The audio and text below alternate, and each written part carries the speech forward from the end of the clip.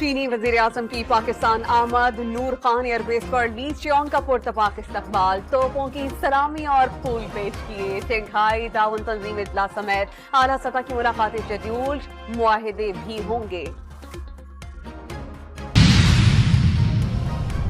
چینی وزیر اعظم کا یہ دورہ دونوں ممالک کی دوستی کو مزید وسعت دے گا۔ وزیر اعظم شہباز شریف نے پاک چین پارٹنرشپ کو علاقائی استحکام اور خطے کی خوشحالی کے لیے ناگزیر قرار دیا۔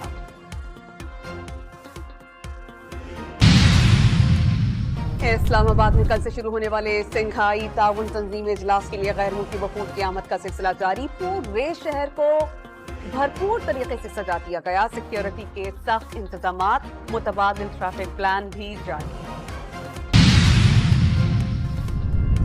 عدالتی اصلاحات پر سیاسی جماعتیں متفق ہیں۔ کسی فرد سے متعلق ذاتی رائے کو آئینی عدالت کی جائز ضرورت پر حاوی نہیں ہونے دیں گے۔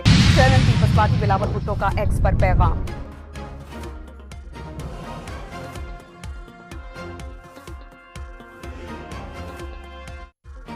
مولانا فضل الرحمان نے مجوزہ آئینی ترمیم پر کافی حد تک اتفاق رائے کی نفی سنا دی۔ ترمیم پر مکمل اتفاق نہیں ہو سکا۔ اسلام آباد میں پاکستان پیپلز پارٹی کے وفد کی MKM قیادت سے ملاقات۔ آئینی ترمیم سے متعلق امور پر غور۔